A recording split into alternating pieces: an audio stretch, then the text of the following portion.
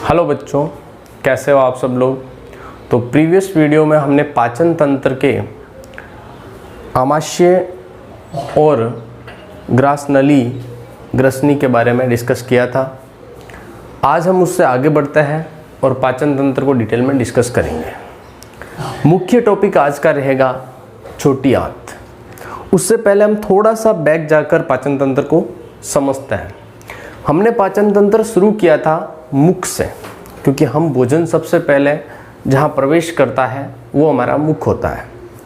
मुख में भोजन का पाचन शुरू हो जाता है, क्योंकि यहाँ पर हमें एमाइलेज नाम का एक एंजाइम मिलता है जो कार्बोहाइड्रेट्स का पाचन शुरू कर देता है। दांतों के द्वारा भोजन को छोटा किया जाता है। उसके अलावा श्लेष्मा स्रावित होता है, लार ग्रंथियों का वहाँ पर रोल होता है, जिसकी वजह से वहाँ पर पाचन शुरू होता है, कार्बोहाइड्रेट्स का पाचन शुरू हो जाता है। फिर भोजन पहुँचता है ग्रसनी की तरफ और ग्रसनी से आहार नाल के होते हुए भोजन पहुँचता है आमाशय में। हमने देखा था भोजन आमाशय में पहुँचते समय आमाशय में 3 चीज़ स्रावित होती है। एक होता है वहाँ पर एंजाइम कौन कौन से होते हैं? रेनिन और पेप्सिन नाम के 2 एंजाइम वहाँ पर स्रावित होते हैं। उसके अलावा वहाँ पर आपके HCl यानी हाइड्रोक्लोरिक अम्ल स्रावित होता है और एक आपके श्लेष्मा स्रावित होती है। यहाँ तक हमने पिछले वीडियो में डिटेल से डिस्कस किया था। यदि किसी ने पिछला वीडियो नहीं देखा है तो डिस्क्रिप्शन में आपको लिंक मिल जाएगा, आराम से जाकर उसको देखिएगा। उसके आगे हम बढ़ते हैं कि भोजन हमारा कहाँ तक पहुँचा, कि भोजन पहुँच गया हमारे शरीर के आमाशय तक, और आमाशय के आगे की जो कहानी है उसको आज हम डिस्कस करेंगे। आमाशय के आगे हमारे शरीर में आती है बच्चों छोटी आंत। छोटी आंत के बारे में हम डिस्कस करेंगे। देखिएगा, मैंने एक छोटा सा डायग्राम यहाँ पर बना रखा है। सबसे पहले इस डायग्राम को आप ध्यान से समझिएगा। ये मुख का भाग है जो मैंने इस प्रकार से बना रखा है। यहाँ पर लिख रखा है मैंने मुख, ये मुख का भाग है। और ऊपर से मैंने इसे ओपन रखा है क्योंकि ये नासा द्वार है जो यहाँ नीचे की तरफ आ रहा है। यहाँ पे कटोरे नुमा संरचना होती है। फिर आप पहुंच जाते हो आमाशय में। ठीक है, आमाशय के अंदर पहुंचते समय यहाँ पर 2 पेशियां होती है। मैंने पेशियों के बारे में आपसे डिस्कस किया था कल, ताकि भोजन वापस बाहर की तरफ ना जा पाए। एक यहाँ पर पेशी होती है और एक यहाँ पर जहाँ पर आमाशय खत्म होता है वहाँ पर एक पेशी होती है। आमाशय के अंदर 3 चीज़ स्रावित होती है। HCl, 2 एंजाइम स्रावित होते हैं। कौन कौन से होते हैं भाई? एक होता है आपका पेप्सिन का जो कार्य होता है वो क्या होता है? प्रोटीन का पाचन करना, पेप्सिन। और एक होता है आपका रेनिन जो होता है छोटे बच्चों में दूध के पाचन के लिए एंजाइम स्रावित होता है। इसके आगे देखिएगा, यहाँ से जब आमाशय खत्म हो रहा है और उसके नीचे की तरफ आगे की तरफ जब हम बढ़ रहे हैं तो यहाँ से छोटी आंत शुरू होती है बच्चों। और छोटी आंत के भी मैं बता दूं 3 भाग होते हैं। पहला होता है ग्रहणी, दूसरा होता है अग्र शुदांत्र और तीसरा होता है शुदांत्र। इन तीनों चीज़ों के बारे में डिस्कस करेंगे। उससे पहले एक चीज़ यहाँ पर आपको दिखाई दे रही होगी, जैसे ही ये पहला भाग शुरू हो रहा है, छोटी आंत का पहला भाग, क्या नाम है पहले भाग का? पहले भाग का नाम है ग्रहणी। जैसे ही ग्रहणी का पार्ट शुरू हो रहा है उसके साइड में आप देख रहे होंगे यकृत बना हुआ है। क्या बना हुआ है यहाँ पे? यकृत। तो यहाँ पर होता है यकृत, और यकृत के इस तरफ आप देख रहे होंगे एक ग्रंथि होती है जिसे कहते हैं हम अग्नाशय। ठीक है, तो यहाँ पर ये इन दोनों चीज़ों का बहुत ही महत्वपूर्ण रोल होता है। ग्रहणी के अंदर बच्चों क्या होता है, जैसे ही भोजन पहुँचता है ग्रहणी के अंदर भोजन जैसे ही पहुंचता है, ग्रहणी का कनेक्शन होता है यकृत और आपके अग्नाशय से। यकृत से क्या होता है बच्चों, यकृत के अंदर छोटी छोटी पालियां होती है, छोटी छोटी इकाइयां होती है, उससे बनकर बना होता है। और यहाँ पर ये बना होता है पित्ताशय। क्या बना होता है? पित्ताशय। पित्ताशय में क्या होता है, यहाँ पर एक रस बनता है जिसका नाम होता है पीतरस।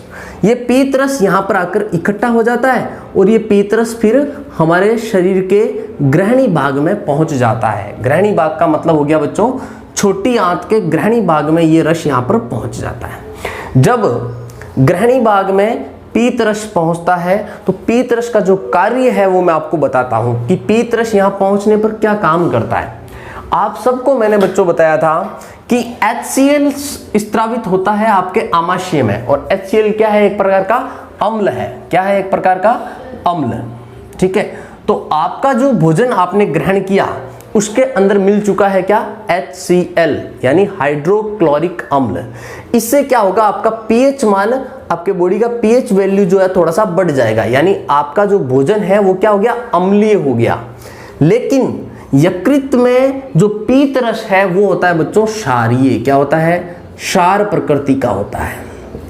और ये क्षार जब आपके इस अम्लीय भोजन में जाकर मिलता है, कहां पर? ग्रहणी में।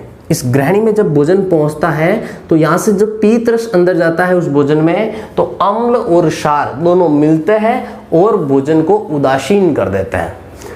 ये एक रासायनिक क्रिया होती है जिसमें अम्ल और क्षार के मिलने पर उसका पीएच मान जो होता है वो उदासीन हो जाता है, यानी कि भोजन अब उदासीन प्रक्रियाओं के तहत आगे जाता है, उदासीन हो जाता है, यानी पीएच मान लगभग 7 के आसपास आ जाता है उसका। देखिएगा, उसके अलावा ये तो हो गई बात यकृत की। यकृत का जो रोल है उसको मैंने आपको समझाया। उसके अलावा एक ग्रंथि है यहाँ पे अग्नाशय। अग्नाशय का जो रोल होता है वो क्या होता है बच्चों? समझिएगा, अग्नाशय के अंदर एंजाइम स्रावित होता है। एंजाइम स्रावित होते हैं। कौन कौन से होते हैं? लाइपेज, एमाइलेज और ट्रिप्सिन। लाइपेज जो होता है भोजन में से वसा का पाचन करता है। लाइपेज जो होता है भोजन में से वसा का पाचन करता है। आपने बच्चों सीखा होगा कि जब मुख में भोजन प्रवेश करता है तो वहां पर एक लार ग्रंथि में एक एंजाइम होता है जिसका नाम है एमाइलेज। एमाइलेज कार्बोहाइड्रेट का पाचन करता है, जबकि यहां पर लाइपेज होता है जो वसा का पाचन करता है। उसके बाद कौन है? एमाइलेज। एमाइलेज यहां पर भी स्त्रावित होता है जो आपके यहां पर किसका पाचन करेगा? कार्बोहाइड्रेट का पाचन करेगा। फिर क्या होगा? ट्रिप्सिन। ट्रिप्सिन जो होता है बच्चों, तीसरा जो है वो है आपका ट्रिप्सिन। ट्रिप्सिन जो होता है भोजन के अंदर प्रोटीन और बाकी जो चीजें होती है उनका पाचन में सहायक होता है। तो यहां पर कौन कौन सी चीजें आ गई? लाइपेज वसा का पाचन कर लेगा, एमाइलेज आपके किसका पाचन करेगा? कार्बोहाइड्रेट का पाचन करेगा। ट्रिप्सिन जो है प्रोटीन है या बाकी जो चीजें हैं पोषक तत्व उनके पाचन करने में सहायक होता है। जब ये भोजन तो एंजाइम स्रावित करता है कौन? आपके अग्नाशय। अग्नाशय 3 एंजाइम स्रावित करता है, लाइपेज, एमाइलेज और ट्रिप्सिन। ये तीनों नाम आपको याद रखना है। आगे आप देखिएगा, मैंने अग्नाशय की पूरे कार्य प्रणाली को आपको समझा दिया है। अग्नाशय में से 2 हार्मोन भी स्रावित होते हैं। इंपॉर्टेंट चीज, आपके अग्नाशय ग्रंथि में से 2 हार्मोन भी स्रावित होते हैं जिनके दोनों के नाम है इंसुलिन और ग्लूकेगॉन। इंसुलिन और ग्लूकेगॉन का कार्य होता है आपके भोजन में जो ग्लूकोज है उसको नियंत्रित रखना। ग्लूकोज को नियंत्रित रखने का कार्य कौन करता है? इंसुलिन और ग्लूकेगॉन। कैसे? देखिएगा, आपने भोजन किया, आपके भोजन में क्या है? ग्लूकोज है। उस ग्लूकोज को नियंत्रित मात्रा में रक्त तक पहुंचाने का जो कार्य है वो ये दोनों हार्मोन करता है, इंसुलिन और ग्लूकेगॉन। ठीक है, तो अब हमने यहां पर सीखा कि अग्नाशय जो ग्रंथि है उसका क्या कार्य है। हमारी छोटी आंत के अंदर जब ये पहुंचता है तो क्या कार्य करता है, दोनों चीजें सीख ली। अब ध्यान से देखिएगा, ग्रहणी का जो टॉपिक था हमने समझ लिया है कि ग्रहणी के अंदर होता क्या है। ग्रहणी के अंदर पाचन होता है और किस प्रकार से होता है? वहां पर पीत रस आता है एक तो, और एक तीनों एंजाइम वहां पर स्त्रावित होता है। अब देखिएगा, ग्रहणी का ये हिस्सा यहां पर आकर खत्म हो जाता है।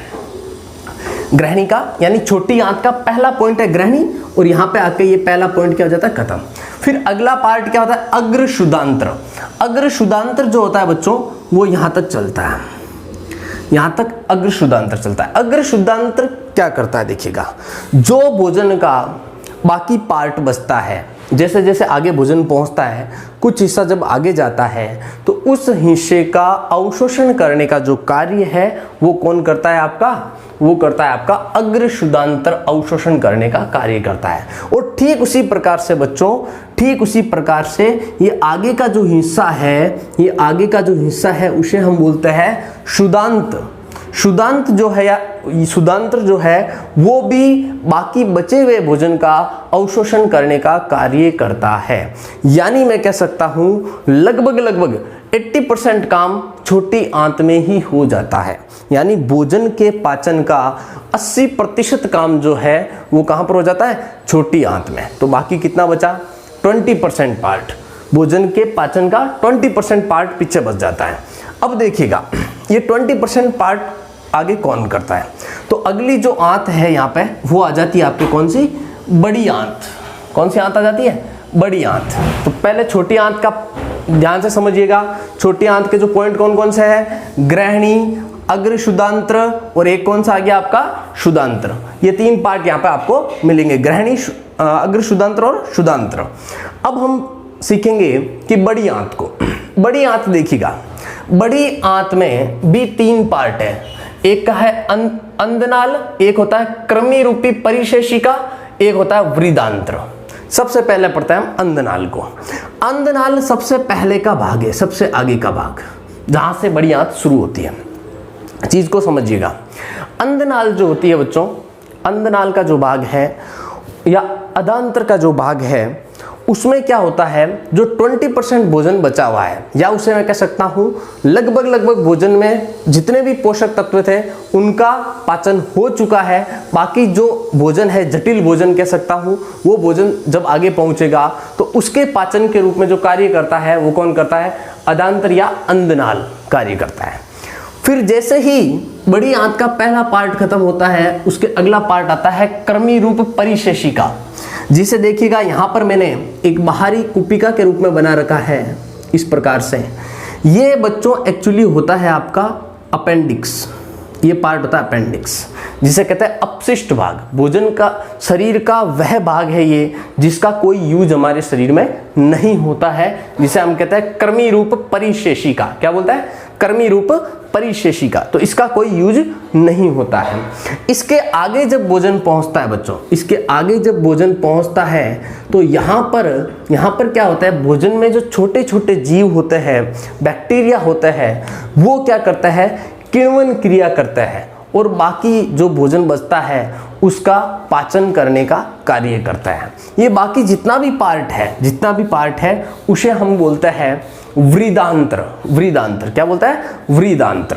तो देखिएगा वृदांत्र के भी पार्ट है। वृदांत्र के भी कितने भाग है? 4 भाग है। वृदांत्र के भाग यहां से शुरू हो जाते हैं। तो पहला भाग क्या कहलाता है? आरोही। समझिएगा, यहां से ये शुरू हुई तो बड़ी बड़ी दिख रही है आपको ऐसे, यहां से जहां से ये बढ़ेगी, ठीक है, उसे हम कहेंगे आरोही। फिर देखिएगा एकदम सीधी समतल के अनुरूप चल रही है, इसे बोलते हैं हम अनुप्रस्थ। क्या बोलेंगे? अनुप्रस्थ। फिर देखिए नीचे की तरफ आ रही है, इसे कहते हैं अवरोही। क्या बोलता है? अवरोही। ये कम हो रही है। फिर इस जो नीचे वाला भाग घुमा हुआ मुड़ा हुआ भाग है उसे कहते हैं हम सिग्माकार, यानी सिग्मे के आकार की, ठीक है। तो ये हो गई आपकी 4 भाग वृदांत्र के। इसके आगे जो पार्ट होता है उसका नाम है मलाशय। क्या नाम होता है? मलाशय। मलाशय शुरू होता है बच्चों यहाँ से, ये वाला पार्ट यहाँ से ये भाग होता है मलाशय का, ठीक है। मलाशय में जब भोजन पहुंचता है तो वो एकदम वेस्ट मटेरियल होता है, यानी कि उस भोजन को, उसे भोजन नहीं कहेंगे, उसे वेस्ट मटेरियल ही कह सकते हैं। तो उस अपशिष्ट को हमें शरीर से बाहर उत्सर्जित करना होता है। जब यहाँ भोजन पहुंचता है किस गुदा नाल में, तो गुदा नाल के द्वारा इसे मल द्वार तक भेजा जाता है। जैसे मान लीजिए ये मल द्वार है, ये अंतिम भाग जो होता है जहाँ से अपशिष्ट भाग को हम उत्सर्जित करते हैं उसे कहते हैं मल द्वार। तो गुदा नाल और मल द्वार के बीच में 2 पेशियां होती है, जिसे हम कह सकते हैं अंतःस्वर्णी और बाह्य स्वर्णी। अंतःस्वर्णी और बाह्य स्वर्णी का मतलब यह है कि जब भोजन गुदा नाल में पहुंचेगा तो ये ऐच्छिक होता है कि उस अपशिष्ट को हम कब बाहर निकालें। ऐसा नहीं होता है कि जैसे ही भोजन यहाँ पर गुदा नाल में पहुंचेगा हमारे शरीर से बाहर निकल जाएगा, ऐसा नहीं होता है। ये एक ऐच्छिक क्रिया होती है। जब ये पेशी कार्य करती है अंतःस्वर्णी और बाह्य स्वर्णी, उस समय हम जो अपशिष्ट भाग है उसको शरीर से बाहर निकाल सकते हैं। तो ये हो गया मलाशय। अब मैं बताता हूँ आपको कुछ शब्द जो जब मैंने पाचन तंत्र शुरू किया उसमें आपके बच गए होंगे, उसके बारे में डिस्कशन करता हूँ। एक होता है काइम।